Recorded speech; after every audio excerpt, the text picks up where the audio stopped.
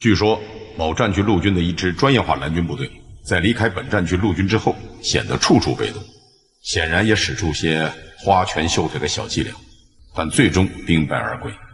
不难看出，专业化蓝军之路未必适合中国国情。用猪脑子想问题的家伙，闭上你的猪嘴！你所指的那支专业化蓝军，正是陆军的山豹旅。那次的跨战区陆军演习，并非无果而终，只是新闻报道中隐去了某些真相。但是，对于专业化蓝军部队来说，从来没有胜败的概念。如果组建专业化的蓝军的目的仅仅是为了战胜红军，这与猪吃饲料就是为了长膘一样。专业化蓝军的出现，应视为一种全新的训练手段，它应为部队训练改革产生积极的促进作用，改变固有的对抗训练模式，是把对外军研究的成果转化为训练实践的最直接、最有效的方法之一。仅仅把蓝军的胜败视为专业化蓝军事业建设的标准，简直就是对军事训练一窍不通的呆猪思想。呼啸刀光这类无知蠢货，怎么还有资格到军事论坛上来说三道四？应该拉出去枪毙 N 次。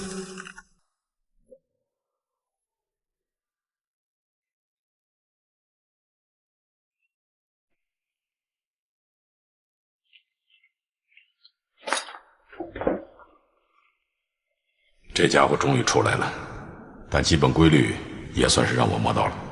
让他出头，必须火力侦察，而且要猛烈。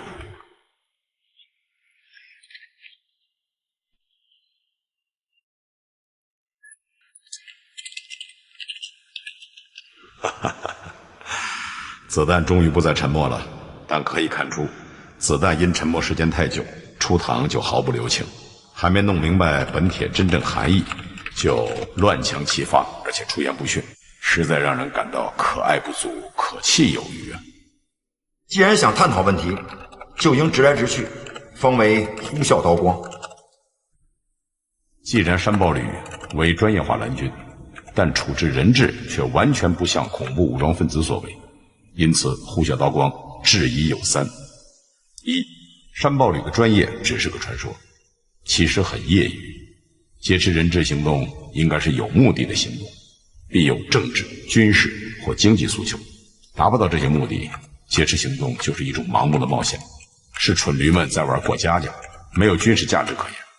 二，放人更是一场不可思议的游戏，使营救行动变得苍白无力，应视为红蓝双败，无战绩可言。三，由上述事实推断，山豹旅有受贿之嫌，有屈从压力之嫌，有被军人职业之嫌，有内部交易或暗箱操作之嫌。这不是事实，绝不是。山豹旅有着一套完整的行动计划和实施步骤，但是因为种种原因，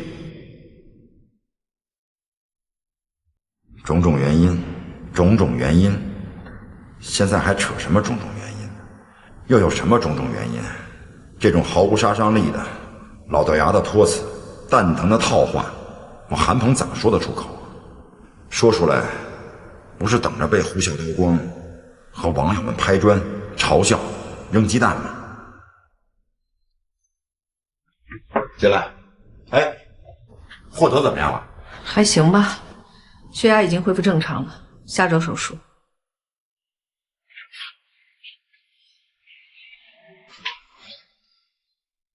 那他的腿会不会落下残疾啊？医生说，虽然是粉碎性骨折，但很有可能能通过手术和最新的中西医结合战伤治疗法，把骨骼完全接好，完全恢复之前的功能。这也算是万幸吧。是啊，现在有2个问题需要我们去解决。首先，获得受伤，要不要通知家长？要通知啊，而且要尽快啊。我觉得再等一等吧。为什么？等获得的伤势稳定一些，而且我们还得征求获得本人的意见，他已经醒了。也可以，但是不要超过明天。行。第二，怎么向上面汇报？怎么报？什么时候报？怎么把握这报的分寸？现在就得报啊，而且要如实汇报。我觉得还是等明天吧。等今晚专家会诊之后，确定第2次手术的方案再报。手术是医院的事儿，冰是我们的人，你担心什么？我担心雪上加霜。你怎么变得婆婆妈妈的呀？这大夏天的哪来的雪，哪来的霜啊？怎么了？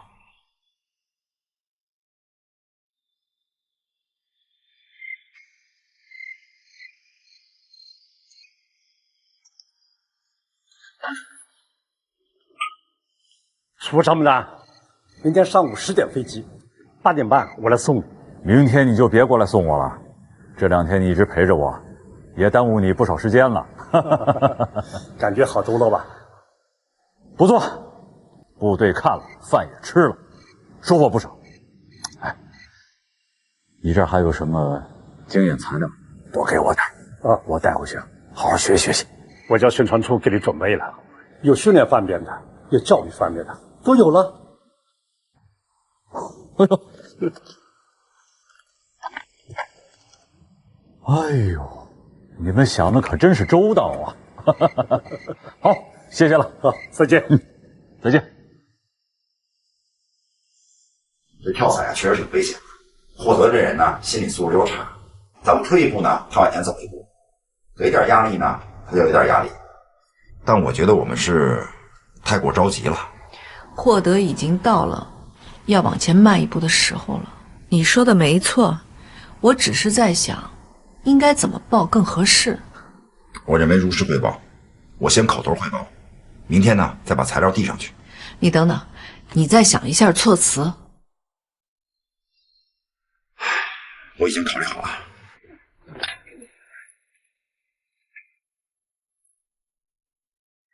哎，参谋长，我是韩鹏。我现在向您报告一件事情。今天的训练呢，我有一个士兵受伤了。什么？您都知道了？好，那我明天把材料给递上去。首长怎么会已经知道了？是部队管理处报告给参谋长了。我还没向部队管理处报呢，怎么就……不管怎么说呀，我们如实上报就对了。刚才你说雪上加霜什么意思啊？我从内部听说，勇士行动演习之后，前副总指挥一直耿耿于怀，在演习总结中另外附上了对演习预案改变的说明。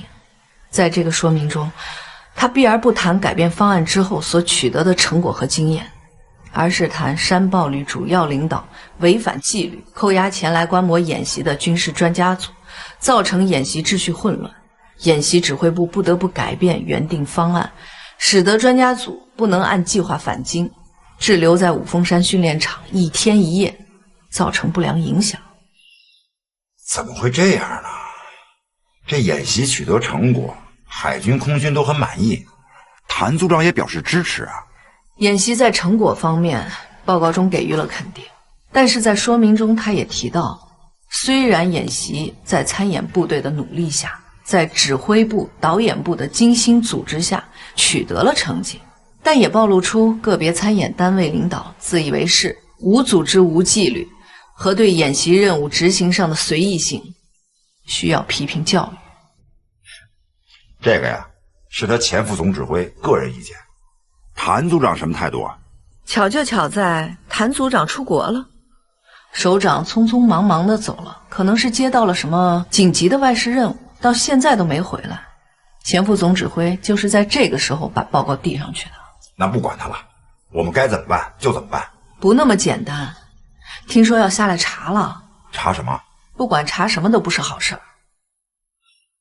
所以你说获得受伤这件事情是，所以我想劝你近期收敛一点。收敛什么？不吃不喝可以，但训练不能停止啊。相反，该吃吃，该喝喝，但那些危险性大、动作性强的训练得放一放了。我同意你的看法。如果现在所谓的危险性动作咱们不练了，那遇到危险以后咱们上不上？那这几天不练了，过几天呢？我们还练不练？啊？所以我觉得呀，咱们也别躲躲闪闪的，咱们要正视问题，解决问题。进来，郑院子，黄部旅长，你来的正好，我们正在商量训练的事儿。陈伟，这是获得身伤情况的报告，还有我的检查。检查？你们看看，要是没什么问题，就报上去吧。发生跳伞落点严重偏离的原因是战士获得在下落操控方向牵引器时发生误操作，本应该左手拉动左侧操控绳，而实际是右手拉到右侧绳索，造成下落时侧向西侧1公里外的坡地树林。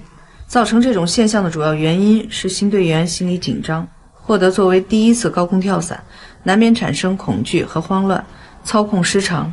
第二，现场指挥员洪毅没能及时察觉新队员过分紧张的情绪，并要求他继续完成这一动作。战士获得勇敢地服从命令并坚决执行，因此摔伤事故的主要责任由负责全旅训练的副旅长洪毅承担。我是这么认为的啊，事情发生的原因呢很清楚，咱们就实事求是的往上报。至于谁负责，谁应该承担责任，也要实事求是。我是旅长，是这个旅的呢第一责任人，这件事发生跟你没有关系。不是，旅里的安全工作由我来抓，你们都别争了，明天我去递报告。你也不能一人承担啊。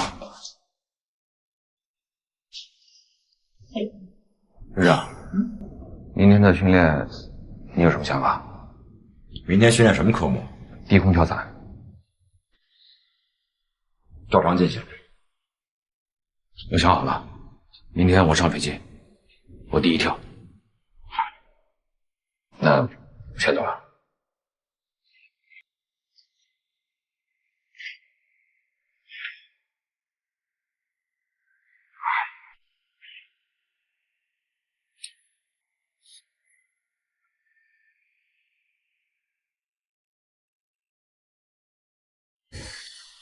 这家伙